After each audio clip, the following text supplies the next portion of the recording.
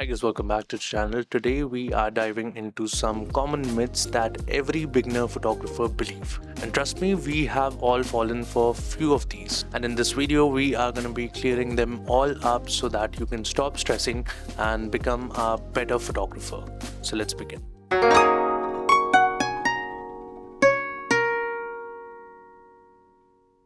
This one's a bit tricky. While it's true gear doesn't make the photographer, but it can surely impact your creative possibility.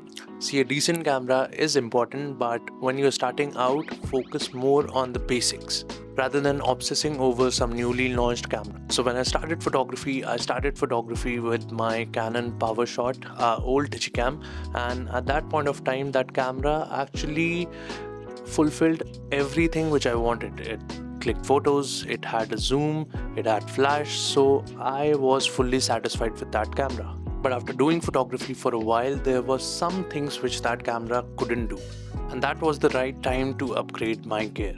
So till the time your camera does what you want to do, I don't think so it matters a lot which camera you are using. Other than that, if you feel your camera is lacking behind something which you really want to do, I guess that's the time to upgrade. But if you're starting up, whatever camera you have, that's the best gear you have. So yeah, gear matters, but I don't think so it's the only thing that matters. So stop stressing what camera you have and just go out and click. And don't let it hold you back. Some people think full frame camera automatically means better photos, but it's not like that. Crop sensor cameras can also deliver amazing quality, like for wildlife and sports photography, where that extra crop factor can be an advantage for you. Full frame camera has its advantage like good low light performance, but it's all about how you use what you got. See, don't feel pressurized to go full frame if you are not there yet, because full frame cameras are expensive, but crop sensor cameras are much cheaper, and in accessories also, like the lenses I use for my X-T4 are quite cheaper than full frame camera lenses.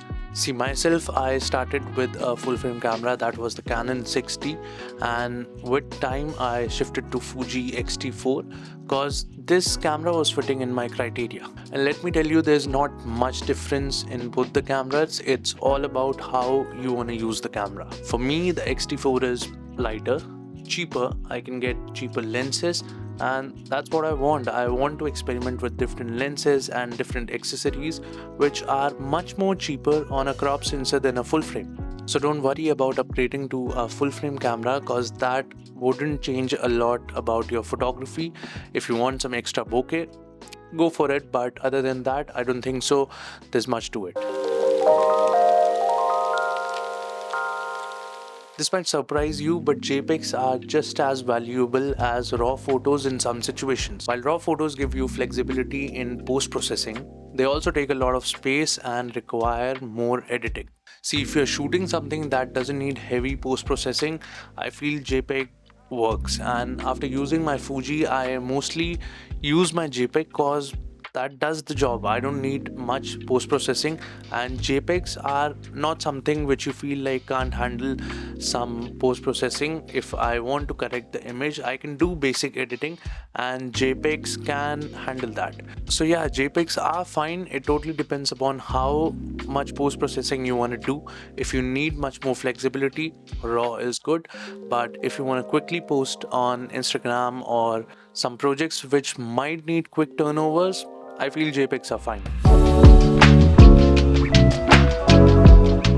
Some beginner photographers think that every shot should be perfectly exposed and framed according to the rules we are all told. And surely those rules exist for a reason, but some of the most powerful images break them. Underexposed shots can create different moods, and unconventional framing can tell a different story. So don't be afraid to experiment, because it totally depends upon you, how you want to show your picture, how you want to capture the emotion in the picture, and whatever you want to show.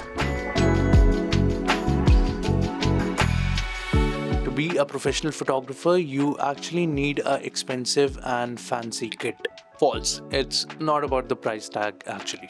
It's actually about how you use what you have. See, plenty of professional photographers started with basic setup, and at that point of time, they didn't think that they didn't have the expensive lenses. They did the job with whatever they had. Surely, good gear can help you, but professionalism comes from skill, experience, and understanding how to deliver to your client, not just from owning the most expensive camera. I hear this all the time: using built-in preset isn't professional. Why? Nobody knows, but it isn't. Let's clear this up. There's nothing wrong in using built-in presets. They're actually tools just like everything else. The key is to use them wisely. You can start with the preset and then tweak it in with whatever you like. Even many pros use these built-in presets just to speed up their workflow. So don't feel guilty if you use these presets. Just make sure they enhance your style and not define it. And finally, the classic. More expensive lenses are always better. While pricier lenses have better built-in quality and low light performance, but it doesn't mean you can't create stunning images with budget lenses. On my X-T4 myself, I use Viltrox lenses, which are quite cheaper, and I really don't see any difference in picture quality or autofocus. They perfectly work fine. The key is to actually know the strength and weaknesses of the gear you're using. Sometimes a cheaper lens can give you a more interesting look. I have many lenses for my Fujifilm, like the fisheye lens or the Helios, which are quite cheap. I got the Helios for like 5,000 rupees. I got the fisheye for like 7,000 rupees, and they are amazing. They give you an interesting look, great quality, and that proves my point. So there you go. These were all the myths in photography which beginner photographers actually think about a lot, and I hope this clears all the misconceptions and help you focus on what really matters: practicing, learning, and finding your own style. See, don't get caught up in all the gear settings or rules. Actually, photography is all about capturing moments and telling stories, and I see many beginner photographers forgetting that. So don't do that mistake and focus on what you see in front of your eye and capture however you want with whatever gear you have. So that's all for this video. Hope you guys liked it. Press the like button, and the comment section is open. Please comment down whatever you liked about this video, or if any misconceptions you as a photographer had and cleared it up.